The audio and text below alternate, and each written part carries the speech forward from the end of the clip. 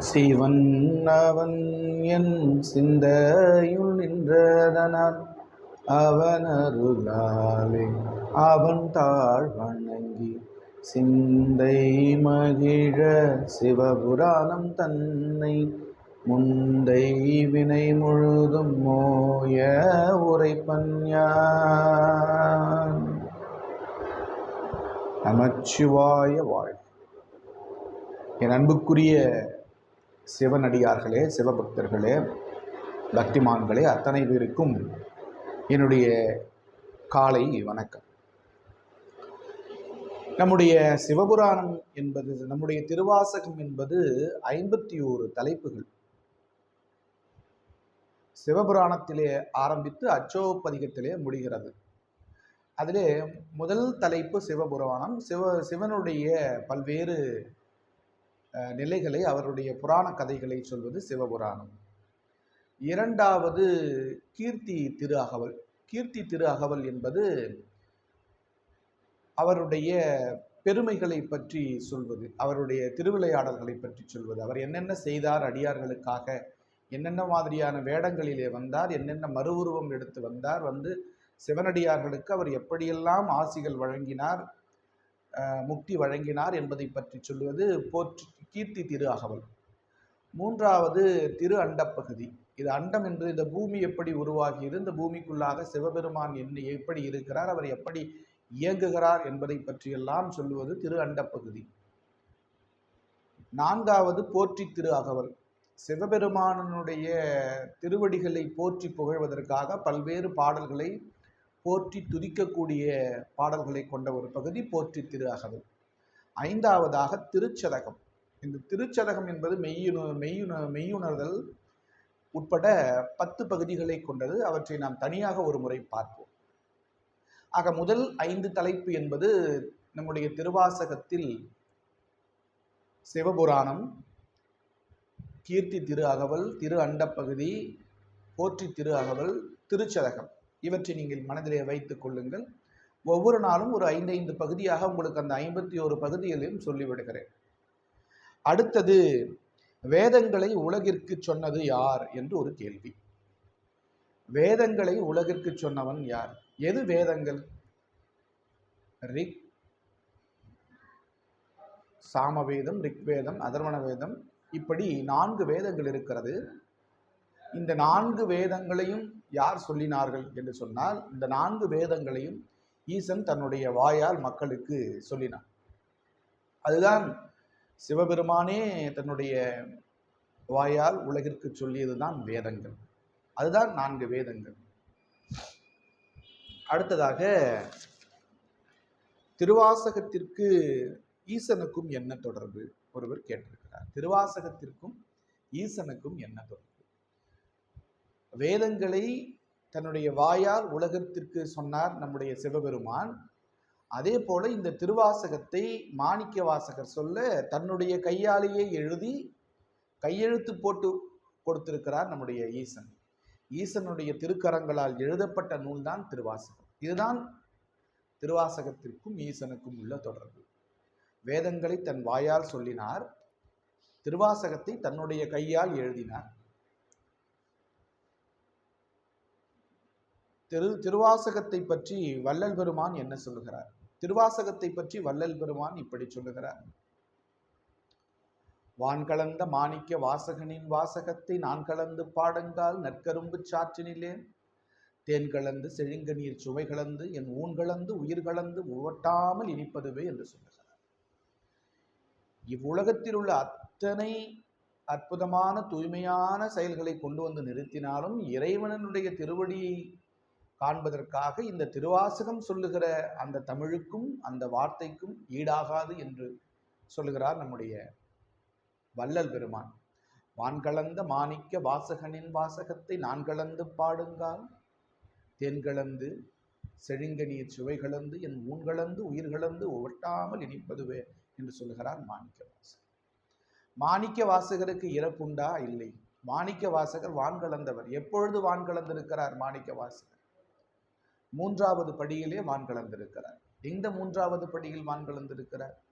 மாணிக்க வாசகரை பொறுத்தவரை இறைவன்தான் எல்லாவற்றிற்கும் அம்பலவாளனே அத்தனைக்கும் சாட்சி என்று சொல்லி சிதம்பரத்திலே இருக்கிற அந்த முதல் படி, இரண்டாம் படி என்று சொன்ன ஒவ்வொன்றாக கடந்து கடைசியாக மூன்றாவது படியிலேயே வான்கலந்த மாணிக்க வாசகனாக ஜோதியாக பரம்பொருளாக மாறிவிட்டார். இறைவனுடைய திருவடியில் இளைப்பார் கொண்டிருக்கிறார். ஏகன் அநேகன் இறைவனடி வாழ்க. ஏகன் அநேகன் அப்படின்னா என்னன்னு கேட்கிறார். ஏகன் என்ன, உலகத்திற்கு இருக்கக்கூடிய கடவுள்களுக்கெல்லாம் கடவுள் ஒருவன் தான். அவன்தான் ஏகன். அவன் யார்? அந்த ஏகன் தான் நம்முடைய ஈசன். அநேகன் என்றால் அந்த ஈசனுக்கு பல பெயர்கள் இருக்கிறது. பல்வேறு ஆலயங்களில், பல்வேறு இடங்களில், பல்வேறு பெயர்களை கொண்டு ஈசன் அருளாட்சி வழங்கி கொண்டிருக்கிறார். பிரம்மா, விஷ்ணு, உருத்திரன், மகாதேவன், சகாதேவன், இப்படி பல பெயர்களில் அவருடைய ஆட்சி இந்த உலகத்திலே நடந்து கொண்டிருக்கிறது. அட்டபைரவராகவும் நம்முடைய சிவபெருமான் தான் இருக்கிறார். அட்டபைரவராகவும் மட்டுமல்ல, 108 உருத்திரர்களாகவும் நம்முடைய சிவபெருமான் இருக்கிறார். இப்படி பல்வேறு இடங்களில் பல்வேறு பெயர்களில் இருப்பதைத்தான் அநேகன் என்று சொல்கிறோம். ஏகன் அநேகன், எல்லாவற்றிற்கும் இறைவனுக்கெல்லாம் இறைவன் நம்முடைய ஈசன். அதுதான் ஏகன் அநேகன் இறைவன் அடி வாழ்க. ஆகமம் ஆகி நின்று அன்னிப்பந்தாள் அப்படின்னு சொன்னா, ஆகமம் ஆகி நின்று, ஆகமம் என்பது 4 வேதங்களும் அந்த வேதங்களில் தோன்றிய ஆகமங்கள் 9 ஆகமங்களும், வேதங்கள் பிளஸ் ஆகமம், அந்த இரண்டும் சேர்ந்தது வேதாகம விதி அப்படின்னு சொல்லக்கூடியது. அந்த வேதாகம விதி என்ன சொல்லுது அப்படின்னா, சிவபெருமானுடைய திருவடியை எப்படி பற்றி நாம் நம்முடைய வாழ்க்கையை முக்தியடைய வேண்டும் என்பதை பற்றி சொல்லுகிறோம். 4 வேதங்கள், 9 ஆகமங்கள், மகுடம், கலோத்தரம், வீரம், இப்படி 9 ஆகமங்கள் இரண்டும் சேர்ந்து, வேதங்களும் ஆகமங்களும் சேர்ந்து வேதாகம வழிகளில் நாம் இறைவனை எப்படி நாட வேண்டும் என்று சொல்லுகிறார். ஆறாத இன்பம் அருளும் மலை போற்றி. எது சார் ஆறாத இன்பம் அருளக்கூடிய மலை? எது? சிவபெருமான் வீற்றிருக்கக்கூடிய கைலாயம். வடக்கே சிவபெருமானினுடைய கைலாய மலை, தெற்கே சிவபெருமானே மலையாக இருக்கிற திருவண்ணாமலை. திருவண்ணாமலையில் நாளுக்கு நாள் மக்கள் கூட்டம் கிரிவலம் வந்து அதிகமாகிக் கொண்டே இருக்கிறதே காரணம் என்று என்ன கேட்டால், ஆறாத இன்பம் அருளும் மலை போற்றி. அங்க வந்து நீ உண்மையாக நீ திருவண்ணாமலைக்கு வந்து அந்த சிவபெருமானை எண்ணி, சிவபெருமான் மலையாக வீற்றிருக்கக்கூடிய சிவபெருமானை வணங்கி, உன்னுடைய எல்லா இன்ப துன்பங்களையும் சொல்லி ஆளார நீ நடந்து கிரிவலம் வந்தால் உனக்கு தீராத வினைகள் எல்லாம் தீர்ந்து போகும். உனக்கு எந்த பிரச்சனைகள் இருந்தாலும் அவையெல்லாம் உன்னை கடந்து போகும் என்று அப்படி ஒரு சொல்லிருக்கிறது, சொல்லாடல் இருக்கிறது. ஆகவேதான் வேதாகம விதி என்று சொல்றது. ஆறாத இன்பம் அருளும் மலை போற்றி. வடக்கே கைலாயமலை, சிவன் வாழக்கூடிய மலை. தெற்கே திருவண்ணாமலை, சிவனே மலையாக இருக்கக்கூடிய மலை. இந்த 2 மலைகளும் நமக்கு கொடுக்கக்கூடியதுதான் ஆறாத இன்பம். என்னைக்குமே அந்த இன்பம் குறைஞ்சு போகாது. கரம் குவிவார் உள்மகிழும். இறைவனை நான் எப்படி சார் வணங்கணும்? சிவபெருமானை எப்படி வணங்கணும் தெரியுமா? 2 கை இப்படி குமிச்சுக்கோ, அப்படி வணங்கணும். அதாவது சிவபெருமானை வணங்கக்கூடிய அந்த முறை வந்து கரம் குவிவார் உள்மகிழும். இந்த கரங்களை குவித்து, அதாவது ஆடிப்பாடி அண்ணாமலையை கைதொழுக ஓடிப்போகும் உள்ள வினைகள் எல்லாம் என்று சொல்லுகிறார். அதுபோல அந்த கரத்தை குவித்து அந்த அண்ணாமலையை நமச்சிவாய வாழ்க, அண்ணாமலைக்கு அரோகரா என்று சொல்லுகிற பொழுது உனக்கு உள்ளத்திலே மகிழ்ச்சி உண்டாகும். அடுத்ததா சிரம் குவிவார் ஓங்குவிக்கும் சீரோன் கிழல் வைக்க. தலையை குப்புற தலையை கவிழ்ந்து அவனை வணங்க வேண்டும். சிவபெருமான் தலை சிரம் தாழ்த்தி வணங்க வேண்டும். அப்படி வணங்குகிற பொழுது உனக்கு இன்னும் பல பேறுகள் கிடைக்கும். நீ சிரத்தை தாழ்த்துகிற பொழுது இறைவனுடைய திருவடி உன் சிரத்திலே வைக்கப்படும்.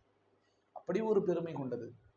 ஆகவே அன்பர்களே, அடியார்களே, எல்லோரும் இன்புற்றிருக்கவே என்று யாமொன்றும் அறியேன். பராபரமே. திருச்சிற்றம்பலம்.